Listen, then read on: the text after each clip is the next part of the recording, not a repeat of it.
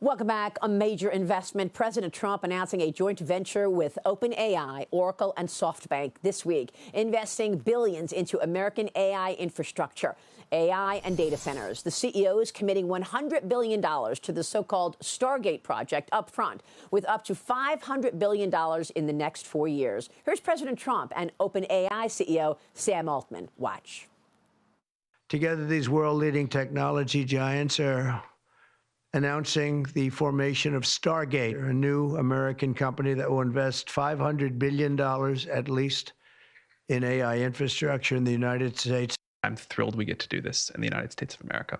I think this will be the most important project of this era. And as Masa said, for AGI to get built here, to create hundreds of thousands of jobs, to create a new industry centered here, we wouldn't be able to do this without you, Mr. President. Stargate's first data center will be in Texas, where construction is already underway. Joining me now to talk more about it here live at the World Economic Forum is OpenAI Chief Financial Officer Sarah Friar. Sarah, great to see you. Hi, Maria. It's great to be here. Oh, my goodness. Congratulations to you, your company, Sam Altman. This is a huge investment. Tell us more about it. It is. So Stargate is exactly as both the president and Sam just said. It's unlike anything we've done before, a $500 billion investment. Why? We want more compute that builds better models. Better models answer more complex problems and hence solve more things for people. Second, we're investing in infrastructure. Infrastructure is destiny. And when we invest, that brings more investment into the United States and clearly starts to create more economic outcomes.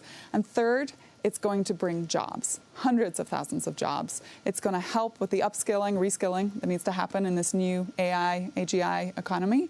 And then finally, national security. And we shouldn't forget that either. I want to get back to national security. I'm glad you brought that up. Tell me about OpenAI and where is it being deployed, ChatGPT?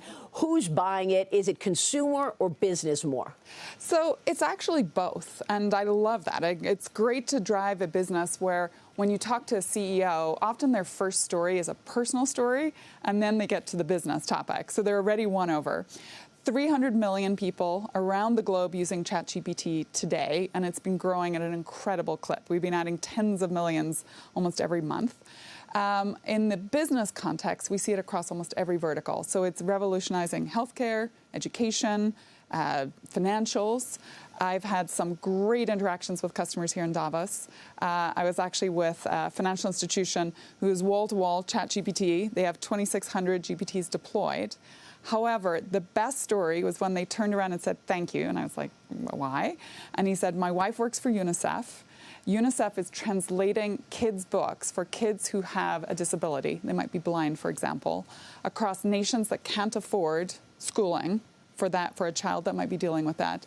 And you are making a difference in those kids' lives by having ChatGPT just create a new way for them to experience that material. It might be auditory, more visual, whatever they need for their particular situation. You mentioned healthcare, education, also I think the automotive industry as well. Tell me the big promise or opportunity in healthcare. So in healthcare, it's really two things. It's definitely an efficiency gain. So just think about how much our health professionals spend on things like documentation. My brother's a doctor, and he often complains about how much time he spends writing up charts instead of spending time diagnosing and helping patients.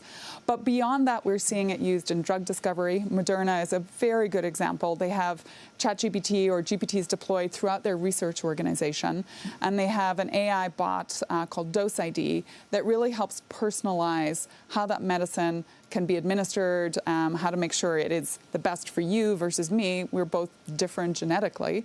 And so how do we make sure that the right amount of a given drug is given in the right place? Really fascinating. What are you seeing in terms of IT budgets? I know when we first learned about OpenAI and ChatGPT, it was largely the technology sector that was investing in ChatGPT and investing in AI in general. Are you seeing a big broadening out of that from corporate America and corporations across the world? Absolutely. I mean, Davos this year, I don't know, I wasn't here last year, but for me and my colleagues who are here, it's just been nonstop customer meetings. And it is, as you said, across every sector. We definitely see sectors like healthcare, financials, a little ahead of the pack. Morgan Stanley is a great example. BBVA is a really good example. However, when you look at where we're going, I don't think there's a single CEO I've spoken to that doesn't know they need to be deploying AI. Now, globally, the U.S. is leading the pack, and I think this is something that, particularly in a Davos setting, we're really trying to press on CEOs. Europe is a great example of needing with us to not be playing catch-up, because that's when you start to see these big divergences in GDP growth, for example. And we are seeing that divergence between the United States and Europe, and there are structural reform issues that need to happen in Europe. What do you want to say in terms of AI changing that? Yeah, so I think this is a place where government can actually come to the table. First of all, government should be deploying AI, and many, many are. Whether it's UK government is out there. Actually, when I was in Paris for the opening of our Paris office at the end of last year, I spent time with the unemployment agency in France. It's called France Travailler. And they had deployed GPTs to help unemployed folks match back to jobs that are existing and to get them back to work faster, or to help them reskill if they need to reskill, which I thought was an amazing use case. The France Travailler has 60,000 employees, for example. So government embracing it and showing corporates the way. And then I think beyond that, making sure that we're living in an environment where there are the right guardrails so that we deploy the technology safely, but also understand that we are young in this technology, and trying to too heavily guardrail it or regulate it before we know exactly what it's going to look like can actually stymie that pace of innovation. A great point on governments. And I think that's local government, state government, and federal. Every level. Yeah, every Yes. level. Elon Musk trading barbs, as you know, with Sam Altman yesterday. Musk responded to a post about the Stargate project, claiming this: they don't actually have the money. SoftBank has well under $10 billion secured. I have that on good authority. Altman replied, wrong, as you surely know. This is great for the country. I realize what is great for the country isn't always what's optimal for your companies, but in your new role, I hope you will mostly put America first. SoftBank telling Fox Business it does have the money ready. Sarah, what can you tell us about the money? So first, I'm close to this deal. I've been working on it. If I look tired, this deal is doing it for me. And I feel really good about where we're at. I think on Elon, look, he's a competitor, but I want us to compete for the right things. Let's compete for great outcomes for consumers and businesses. Let's compete for getting investment and jobs into the United States and also for our allies. And let's compete on making sure that we are driving the right outcomes from a security perspective, too. And Elon knows that, because in the end, we are at the tip of the iceberg here. We are scratching the surface of what's coming. This is the AI era. And so getting caught in distractions amongst ourselves just feels like it's going to slow down the bigger outcome that we're all looking for. It's funny to see these tech titans go at each other. I mean, we should say that Musk is actually a co-founder of OpenAI, but then he split from the company back in 2018. Last March, he filed a lawsuit to stop it from becoming a for-profit company, arguing that the company breached its founding mission to not become a profitable company. OpenAI is pushing back, saying Musk not only wanted that, but actually created a for-profit structure for OpenAI back in 2017. So is this just jealousy here? What's this about? I think what Elon knows and agrees with is building AI needs three things. First of all, you need amazing people. There's not that many of them in the world. That's why being mission-driven is incredibly important for us, right? We are building AGI for the benefit of people everywhere. Second, it needs a huge amount of compute, which is very expensive. And you have to invest ahead, right? When you build a data center, you are literally picking land. You are buying power. You're putting up a data center. I mean, this is a couple of years at least in the making.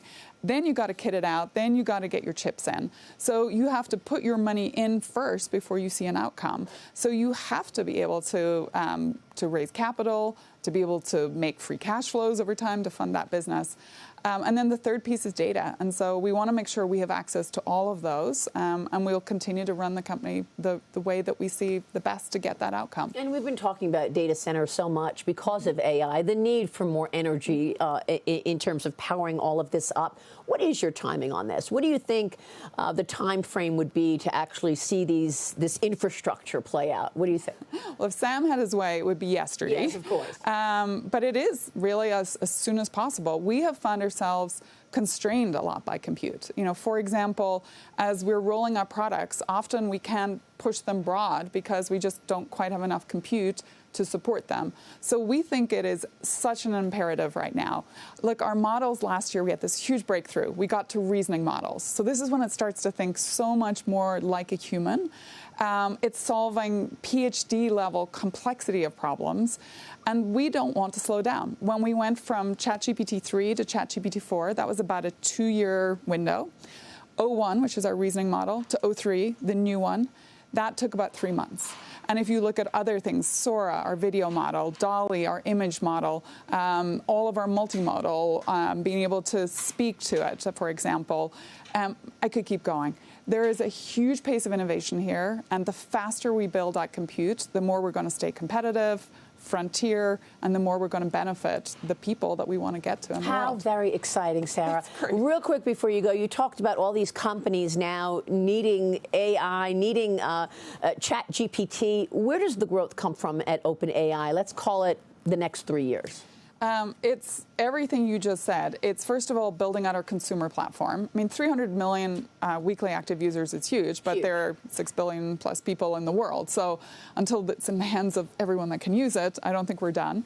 And then from a business perspective, it is this balance of both putting out a more self-serve product that small businesses can use. Like, we want to make sure they have access to being able to build out their business plans, their marketing plans, and so on. But also for the biggest businesses in the world, it's literally how do we go vertical by vertical, create amazing outcomes and case studies, and then go take those case studies into all of the other corporates in that vertical. Fantastic. Congratulations, Sarah. Thank you. Really good to talk with here. you. We so appreciate your time. Sarah Friar here.